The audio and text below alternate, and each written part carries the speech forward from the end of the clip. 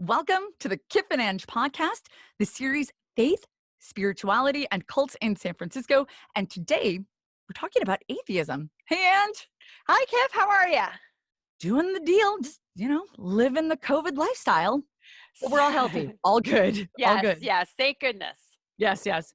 Oh, big what's up to our VIP Patreon, Renee Ciccone or Ciccioni, and also to my mom who tried to log on to Patreon, couldn't figure it out, but instead liked all of our YouTube videos. Thanks, Mom. I love your mom. I saw what I love the comments that your She's mom so said cute. about us. She's Yeah, awesome. And I she want to really say, is. I want to say thank you to all of our subscribers, all of our Yes, subscribers on YouTube. we've got so Everybody- many people. It's been awesome. This is exciting to see this grow in San Francisco and see other people that love the city as much as we do. So, Yeah. we're going to talk about atheism today, and it's an ironic thing because the series is called Faith, Spirituality, and Cults in San Francisco. Right. But the atheism is defined as lack of belief, and in a broader sense, it is the absence of belief in any God. Right. So, Anything. so it doesn't really fit in. Never go ghost theory. hunting with an atheist because they don't believe in ghosts either.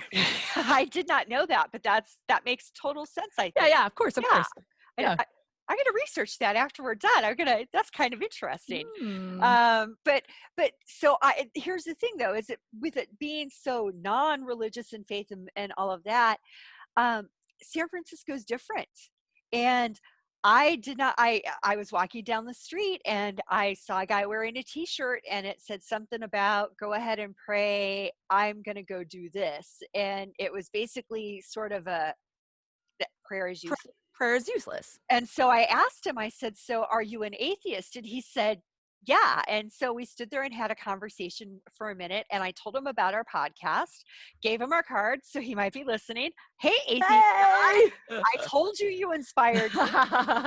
And so here we are. And I just felt like, especially once I looked up the statistics, which you're going to get into later, of the population of San Francisco that is either atheist or just doesn't believe in a God. And that doesn't necessarily mean that they're atheist.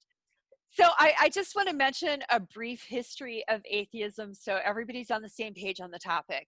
The term itself was actually first used in the 16th century, and it was kind of meant, they used it in a sort of disparaging way. The clergy would, like, you're bad because you don't believe. So the word was sort of used in as a bad. At that time, religion was more tangible than it is now. The term atheist actually became more popular in the 1800s, and that was in revolutionary France. And I don't want to get like really, really into it, but there is like this huge tie-in about how the revolution and atheist way of thinking have. That makes sense. Right. And because of the predestination principle. I mean, if you're a king by the right of God, well, what if there is no God? Right. And so for the first time after the French Revolution, they were basing their government on equality and fraternity, those principles versus religion.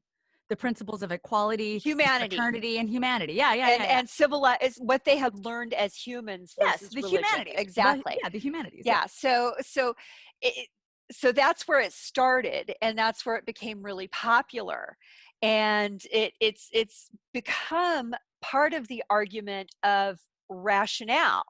So when you're talking to people about science, like Neil Tyson deGrasse, yes, who is an atheist, the two have now, it seems to become intertwined, and there's actually this small break off of scientists that have to define themselves as believers in God. Yes. The opposite of the way the rest of society works. Well, Einstein believed in God, and he said, that it was they're actually a minority among scientists. That's been my experience. Absolutely. The world population reflects about 11 to 14% as atheists. So that's pretty good. Over 10% of people across the world don't believe in anything at all. And They're lumped in together with agnostics. okay, yeah, well, they're So lumped in. Well, in San Francisco, absolutely lumped in as agnostics, and it's about 35% of the population in San Francisco. In fact, there's the Atheists and Agnostics Society, I believe. Now, it is surprising to know that while San Francisco is godless, I guess, it's not actually the most godless city. In fact, Norwich, England. Am I saying that right? Is it Norwich or Norwich, England? Norwich. Norwich. Norwich. That actually holds the honor. 42.5% of people there And if we're getting don't it believe in wrong, God. if it's Norwich, not Norwich, If Norwich, it's Norwich, we'd so comments. like you to send us a video with your sexy English accent. Ha ha. That was the worst English accent.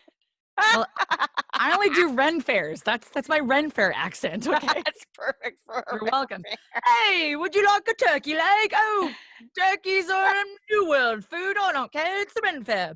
Anyway. Um, now there are a lot of atheist organizations in San Francisco. You can do a quick search. You're going to find a lot of different groups. And they do little meetups even. And I was an atheist for a long time. And I completely remember wanting that community, like of, I don't know if that even makes sense, of wanting a community of non-believers. But I remember wanting that. In fact, it was kind of how I stopped being an atheist.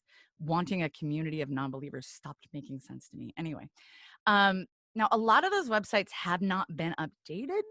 So make your phone calls before going They're to that. either gone or they haven't been updated. I mean, there's the national websites and Yeah. national meetings in Mhm. other cities are very progressive, but San Francisco not, it could just be that everybody in San Francisco already knows each other. Maybe all the atheists already know who each I other think are. I think that maybe it's just not an argument here. Yeah, in that's what I other was thinking. places. Like, Yeah. eh. We're just like, okay, cool. um, And we move on. But in other cities, it might be a thing. Angela, how organized do atheists need to be? I That's mean, my point. that's the question. In San Francisco, they clearly don't need to be organized at all. At all. Now, there is an American atheist group, and you can include that link.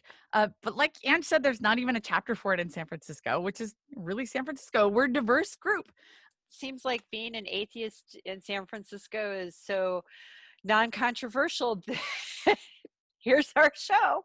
I remember growing up in a really small town and thinking being an atheist would be like really hardcore, big deal. It really wasn't. Not here. Not here.